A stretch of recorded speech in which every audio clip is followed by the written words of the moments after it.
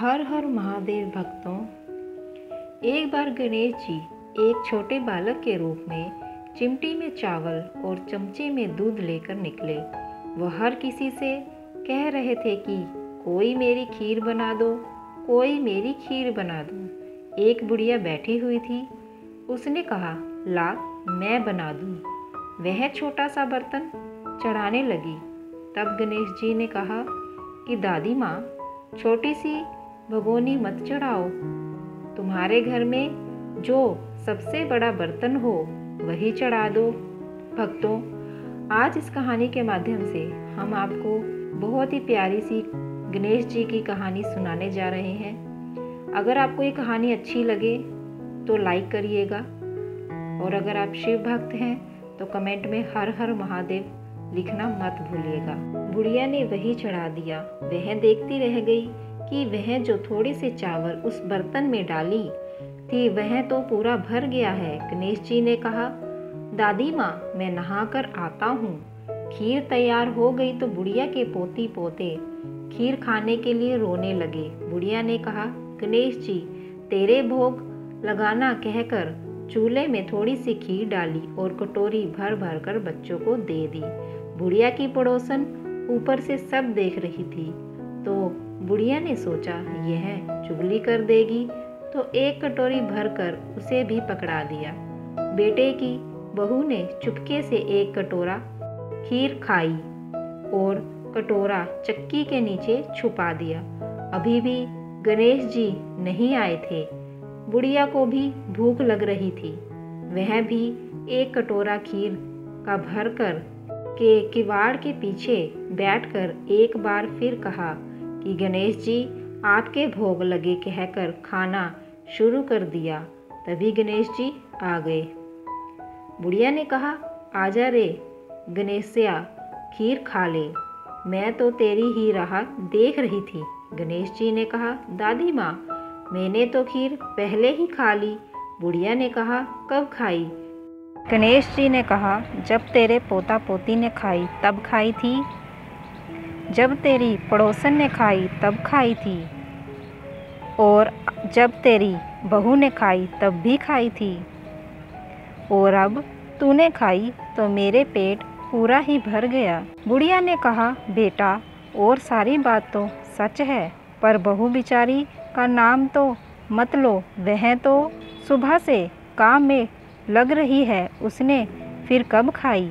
गणेश जी ने कहा, चाची के नीचे देख, जूठा कटोरा पड़ा है और तूने तो मेरे भोग तो लगाया, वह तो वैसे ही खा गई। बुढ़िया ने कहा, बेटा, घर की बात है, घर में ही रहने दो। अब बताओ, बची हुई खीर का क्या करूं? गणेश जी ने कहा, नगरी जी जीमा दो। बुढ़िया ने पूरी नगरी जीमा दी। फिर भी बर्तन पूरा ही भरा था। राजा को पता लगा तो बुढ़िया को बुलवाया और कहा, क्यों रे बुढ़िया, ऐसा बर्तन तेरे घर पर सोवे अच्छा लगे या हमारे घर पर सोवे? बुढ़िया ने कहा, राजा जी आप ले लो। राजा जी ने खीर का बर्तन महल में मंगा लिया। लाते ही खीर में कीड़े मकोड़े बिच्छू कचले हो गए और दुर्गंध आने लगी। यह देखकर राजा ने बुढ़िया से कहा, बुढ़िया, बर्तन वापस ले जा, जा, तुझे हमने दिया। बुढ़िया ने कहा, राजा जी, आप देते तो पहले ही कभी दे देते। यह बर्तन तो मुझे मेरे गणेश जी ने दिया है। बुढ़िया ने बर्तन वापस लिया। लेते ही सुगंधित हो गई। घर आकर बुढ़िया ने गणेश जी से कहा, बची हुई खीर का क्या करें? गणेश जी ने कहा, झोपड़ी के कोने में खड़ा खोद कर गाड़ दो। उसी जगह सुबह उठकर वापस खोदेगी तो धन के 2 चरे मिलेंगे। ऐसा कहकर गणेश जी अंतर्ध्यान हो गए। जाते समय झोपड़ी के लात मारते हुए गए तो झोपड़ी के स्थान पर महल हो गया। सुबह बहू ने फावड़ा लेकर पूरे घर को खोद दिया तो कुछ भी नहीं मिला। बहू ने कहा, सासू जी, थारो गणेश जी तो झूठो है। सास ने कहा, बहू, मारो गणेश, झूठो नहीं है, ला मैं देखूं। वह सुई लेकर खोजने लगी तो टन टन करते 2 धन के चरे निकल आए। बहू ने कहा, सासू जी, गणेश जी तो सोचो ही है। सास ने कहा, गणेश जी तो भावनाओं का भूखा है।